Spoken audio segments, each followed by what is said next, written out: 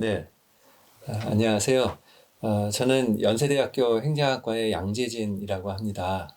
오늘 윤석열 정부의 저출산 고령화 정책 평가와 제언 이런 주제로 말씀을 좀 드리도록 하겠습니다. 사실 윤석열 정부는 지금 출범한 지 1년밖에 안 됐고, 그 다음에 출범 첫 해는 사실 그 전에 이미 만들어진 예산안을 사용하는 것이기 때문에 윤석열 정부의 저출산 고령화 정책을 지금 평가하기는 너무나 사실 좀 이른 감이 없지 않아 있습니다. 그래서 제가 오늘 말씀드릴 거는 윤석열 정부가 지난 정부들에 이어받아서 이제 추진해온 그런 정책들, 그리고 앞으로 하겠다고 남은 4년 실천하겠다고 제시한 그런 비전과 정책들을 좀 살펴보고, 거기에 대해서 이제 간략히 평가를 하고 앞으로 남은 4년 이렇게 좀 갔으면 좋겠다라는 제언을 드리는 식으로 말씀을 드리겠습니다. 먼저 저출산 고령화 정책에 대해서 좀 말씀을 드리고, 제 제언을 하기 전에 많은 분들 이제 아시겠지만, 그래도 한국의 저출산 현황 그리고 인구 고령화 문제가 어느 정도인지를 다시 한번 좀 살펴보는 것이 필요할 것 같습니다. 이게 이제 슬라이드를 좀 보시면, 이게 그 출생아 수가 이렇게 쭉 감소하는 이제 추이를 보여주는 그래프이죠. 보시면 1차, 2차, 3차 이렇게 해서 그 출생아 수가 뚝뚝 떨어지는 그런 모습을 보실 수 있습니다. 1차 인구 절벽 때는 1983년, 그러니까 우리가 합계 출산율이 2.1 정도가 돼야 인구가 유지된다. 두 사람이 만나서 2.1명 정도 나야 뭐 사고도 있고 뭐 하니까 유지가 된다라는 합계 출산율 개념이 있는데, 그 개념이 무너진, 그래서 2.07명 출산율이 했던 1983년을 이 기점으로 된 1차 인구 절벽 시기가 있었습니다. 그 다음에 2차 때가 노무현 정부 때인데요. 2000년대 초반입니다. 1차 인구 절벽 이후에 출산율이 2.1이 깨졌습니다. 조금 더 계속 떨어졌습니다만, 그래도 OECD 평균대는 한 1.6, 1.7 정도는 유지해 왔었어요. 그러다가 노무현 정부 들어서서 2003년, 2002년 이때 OECD에서 제일 밑으로 떨어진 1.3 이하로 떨어지는 그런 상황이 벌어졌습니다. 그래서 그때 앞으로 좀 말씀드리겠습니다만, 저출산 고령화위원회도 만들고 처음으로 저출산 종합 대책, 그다음에 고령화 대책들이 이제 나오고 했던 그 시기인데요. 그게 이제 2차 인구 절벽인데, 또 그나마 이제 다시 1.3을 회복하고 어느 정도는 한 또 10여 년 또 유지가 되오다가 2017년 문재인 정부 때부터 다시 또 3차 인구 절벽, 이때는 1.02 이하로 떨어지는 그런 상황에서 현재 0.7대까지 이제 계속 밀려 내려왔죠. 이 3차 인구 절벽 때 특징이 다른 때보다 좀 기간이 길고 계속 이어지고 있습니다. 그래서 이게 뭔가 빨리 어떤 정책적 대안이 필요한 그런 시점이라는 것을 좀 말씀드리고 있겠습니다. 문재인 정부 때는 특히 저출산 대책 분야에서 기존 정부와는 조금 다른 그 전략을 취했습니다. 뭐냐면 계속 이렇게 출산 장려 쪽으로 하는 정책들을 써왔는데 별 효과가 없다라고 판단을 하고서, 그거보다는 살기 좋은 나라, 삶의 질을 제고해서 살기 좋게 하면은 좀 아이도 좀 낫지 않을까라는 이런, 그래서 어떻게 보면 복지국가, 포용적 복지국가 건설이 저출산 대책이다. 이런 식으로 해서 이제 정책을 펼쳤는데, 복지국가 확대 정책을 많이 했죠. 그러나 그 지출 대비 성과는 사실 아까 말씀드렸죠. 3차 인구 절벽을 맞이해서 계속해서 이 성과를 안 나는 그런 상황으로 갔습니다. 그 다음에 고령화 대책 쪽은 기존의 노무현 정부 때까지만 하고, 뭐 기존 정부들이 좀 재정 안정화 노력을 했다면 기초연금도 인상을 하고 국민연금의 소득대체율을 인상을 하는 시도를 하는 쪽으로 방향선회를 조금 했었습니다. 그렇게 하고 다시 이제 그 윤석열 정부가 이제 들어서게 됐는데요. 윤석열 정부는 다시 어떻게 보면 저출산 쪽은 다시 타겟팅을, 출산 장려 쪽을 가는 정책으로 좀 타겟팅을 좀 강화하는 쪽으로 그렇게 다시 회귀를 했고요. 그다음에 고령화 쪽은 재정 안정화에 방점을 두는 식으로 방향을 잡고 아직 크게 시행된 건 없습니다만 계획을 세우고 있습니다. 먼저 저출산 정책 쪽을 보면 아까 말씀드린 대로 타겟팅을 집중과 선택과 집중 쪽으로 이제 바뀌었고 돌봄 분야, 유보 통합 같은 걸 하겠다고 하고요. 그다음에 시간 선택제 등을 좀 강화해서 시간적인 유연화, 그래서 일과 양육할 때 시간을 좀 이렇게 맞출 수 있게 해주는 부분들, 그런 것은 좀 강화하겠다고 이렇게 방향을 설정했습니다. 그다음에 주거 지원, 그다음에 아이를 낳게 되면은 아이 양육비용이 추가적으로 들죠. 그 부분에 대해서 부모급여를 도입을 해서 양육비용을 좀 경감시키겠다라는 것이고, 부모급여는 그래도 2023년에 시행이 됐습니다. 부분적으로 일단 시행이 됐고요. 내년부터는 1인 100만 원, 월 100만 원씩 상향되는 그런 식으로 이제 되는 것이, 그걸 하나 이제 이제 시행이 됐습니다. 그다음에 아동 의료비를 경감시키고 하는 부분들도 이제 확대하겠다라는 이제 방향을 제시했습니다. 그다음에 고령화 정책은 뭐 의료와 돌봄의 연계를 강화한다든지 등등등을 쭉 제시를 했고요. 특히 이제 연금 개혁 쪽을 강조를 했습니다. 대한민국의 지속 가능성을 위해서 이건 선택이 아닌 필수이다. 아까 말씀드렸듯이 보험료를 또 세금을 낼 수 있는 생산 연령 인구는 굉장히 줄고 연금을 받아야 되는 노인 인구 수는 지금보다 한 5배까지 이제 느는 상황이 되다 보니까 재정 안정화 개혁이 필요하다라는 점을 강조했습니다. 그래서 어려운 일이지만 하겠다라는 그런 포부를 이제 밝혔습니다.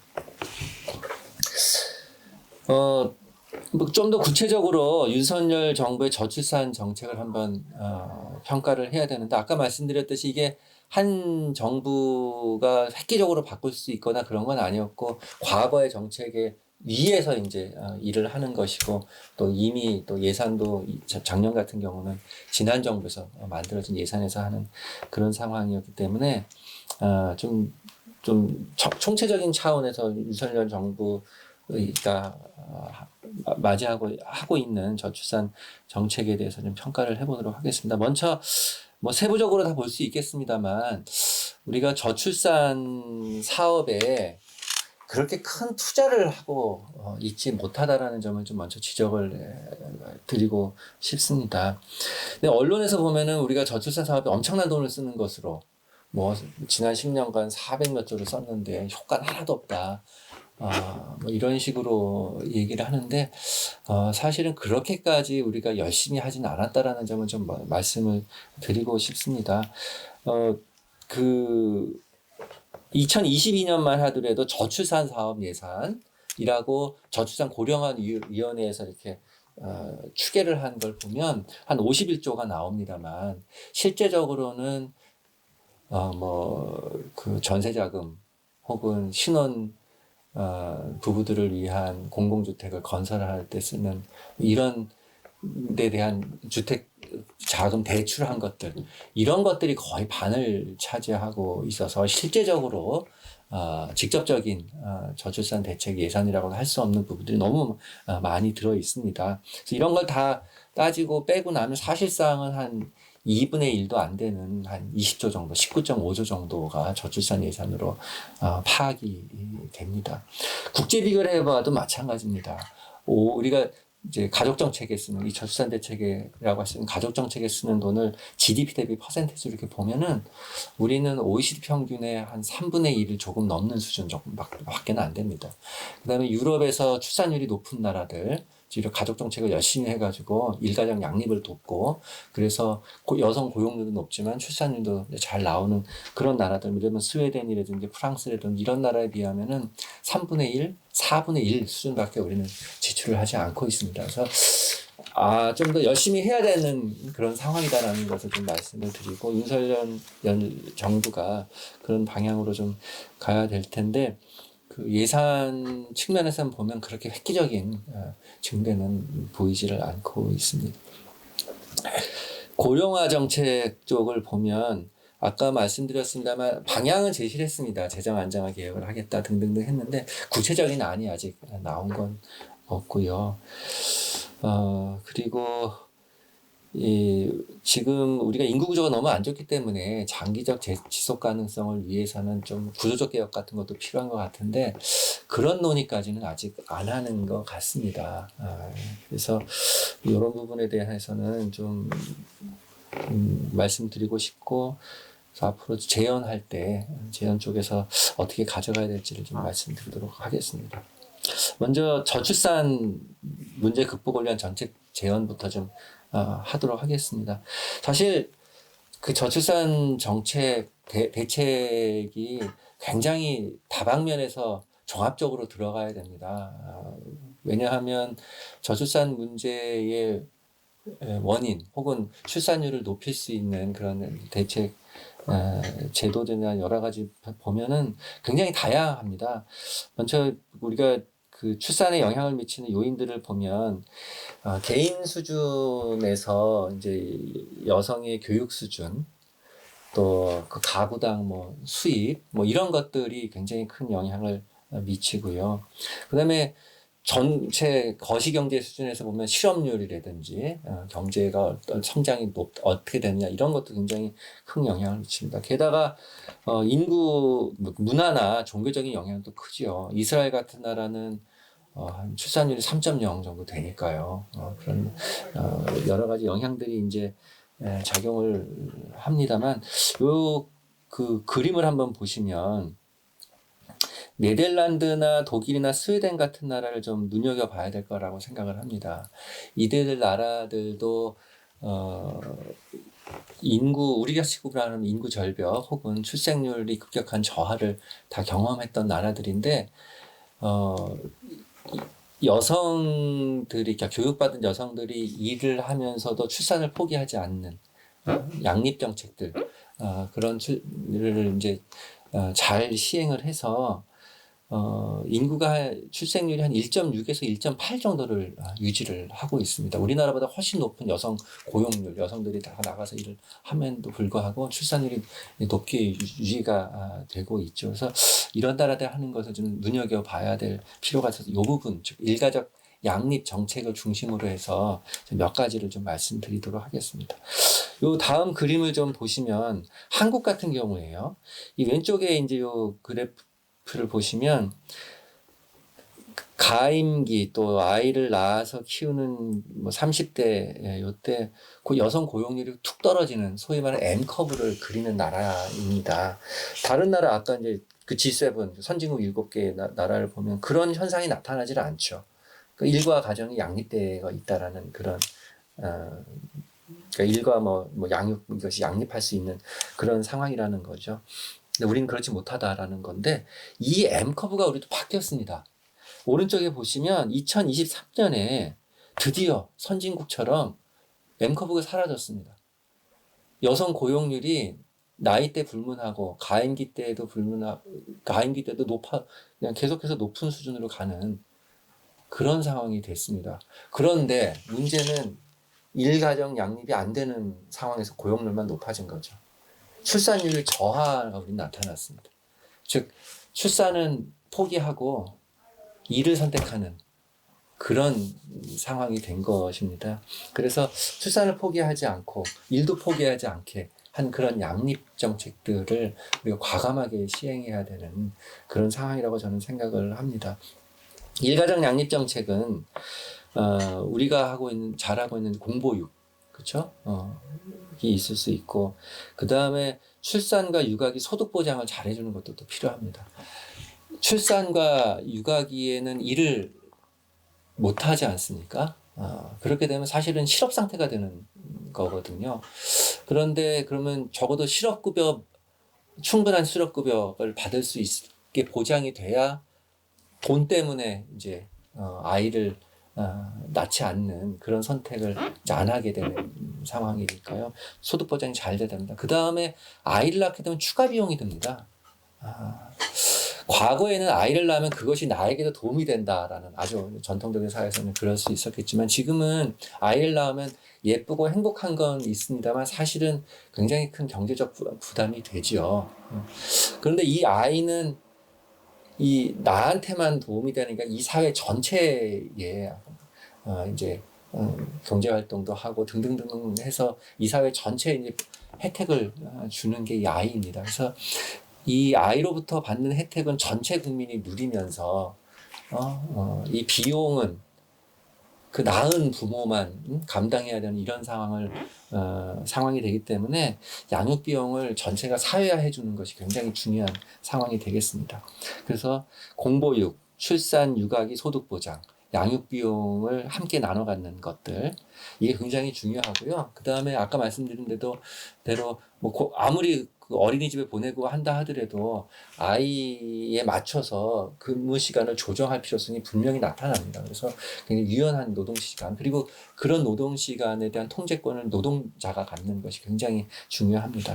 이게 핵심이고요. 그다음에 뭐 주거비, 교육비, 뭐 이민 등등등 다른 영향들 요인들이 있는데 이 일가정 양육 정책의 핵심 이 내용들을 잘하는 것이 필요할 것 같습니다.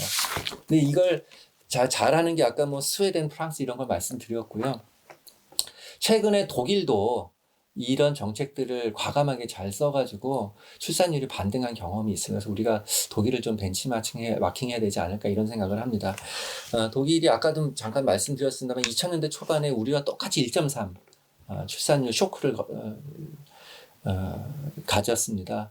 그래서 우리나라처럼 이제 저출산 대책을 이제 시급하게 마련해서 시행을 했고요. 우리나라처럼 이제 공보육을 확대를 했고요.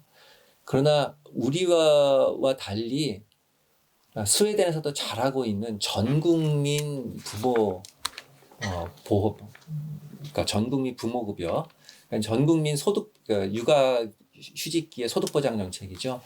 이것을 시행을 했습니다. 우리의 경우에는 지금 사실은 고용보험에서 일부 해주고 있는데 육아휴직급여를 고용보험에 가입 안 한 사람이 너무 많습니다. 그리고 고용보험에 가입되어 있더라도 이러저런 이유로 못 쓰는 사람들이 많이 있죠. 그런데 이제 그 독일에서는 이런 부분들을 해소하기 위해서 일반 재정으로 누구나 아이를 낳으면 육아휴직급여를 받을 수 있게 했고 그 수준도 굉장히 높은 수준으로 유지를 해서 출산율이 1.6까지 반등하는 그런 좋은 선례가 있습니다. 그래서 우리도 한번 그쪽으로 가야 될 거라고 생각을 하고요. 거기에 비춰봤을 때 우리가 공보육은 지금 뭐 굉장히 잘하고 있기 때문에 이 부분은 계속 유지 발전시켜야 간다라고 생각하고요. 육아휴직 사용률을 재고를 하고 육아휴직급여를 좀 높여야 되는 그런 문제가 있겠습니다. 육아휴직급여가 지금 상한액이 150만 원밖에 안 됩니다. 초기 3개월은 좀 높습니다만 150만 원밖에 아무리 월급이 많더라도 150만 원밖에 못 받게 되는 상황이어서 돈 때문에라도 이제 아기를 갖기 어려운 그런 상황입니다. 특히 이제 육아휴직급여가 이제 이렇게 낮게 상한이 낮은 것은 남성들의 육아휴직 사용을 막는 요인이 되고 있습니다. 남성들이 아무래도 여성보다 임금 수준이 높은 상황인데 둘 중에 누가 그럼 육아휴직을 써야 되냐 그러면 남성이 쓰면 손해가 훨씬 크지 않습니까? 그래서 여성들이 대부분 이제 쓰더라도 여성들이 대부분 쓰게 되어 있는데 남성들이 또 사용률을 높일 수 있게 상한액 자체를 좀 높여야 되지 않을까 이런 생각을 합니다. 그래서 이 부분들이 좀 필요하고요. 그 다음에 지금 부모급여가 도입이 돼서 0세아에게 이제 내년부터 100, 1세아에게는 70, 50만 원 이렇게 지급이 되는데 그 이후에도 한 16세까지라도 최소한 한 30만 원 정도를 가족수당 혹은 아동수당이 지급이 돼야 되지 않을까 이런 생각을 합니다. 선진국들은 보통 18세, 16세까지 다 이렇게 지급이 되고 있습니다. 그 다음에 노동시간의 유연화 더 열심히 좀 해야 될 것 같습니다. 그래서 육아기의 노동시간 통제권을 근로자에게 좀 부여하는 식으로 해서 그 육아를 돕는 그런 나라가 돼야 될 것 같다고 생각을 합니다. 그 다음에 이제 우리의 경우에도 교육비 문제도 굉장히 큰데요. 그래서 사교육비를 좀 흡수한 고품질의 공교육을 시켜서 중산층도 만족하는 사교육을, 그러니까 중산층도 만족하는 공교육을 좀 시켜야 될 거라고 생각을 하고요. 이렇게 되면 사실은 또 저소득 가정의 아이들도 덩달아서 좋은 품질의 교육을 받을 수 있어서 이런 기회평등에 있어서도 굉장히 도움이 됩니다. 그래서 이런 것들이 좀 진행이 되면 좋겠다는 생각입니다. 마지막으로 앞으로 남은 4년에 해야 될 일은 이제 국가전망이 달린 저출산 문제 해결을 해야 된다라는 것이고, 저출산 문제 해결을 위해서 일가정 양립 정책을 잘 만들어서 시행하는 것이 핵심이다 이렇게 말씀드릴 수 있겠습니다. 그래서 교육받은 여성들이 사회활동을 원하는 대로 하면서도 또 그 갖고 싶은 아이 갖고 또 행복한 생활을 할 수 있는 그런 걸 만들어야 될 것이고요. 그렇게 되면 그게 전체 국민들, 전체 대한민국을 위해서 좋은 일이니까요. 그런 곳에는 좀 돈을 아끼지 않고 투자를 좀 과감하게 하는 것이 필요하다고 생각을 합니다.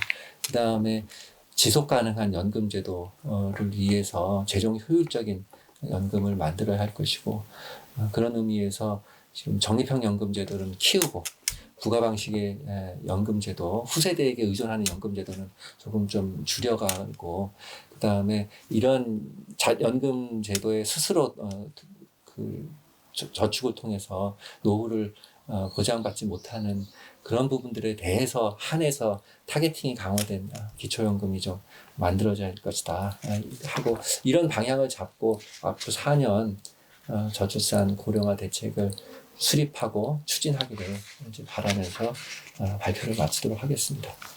감사합니다.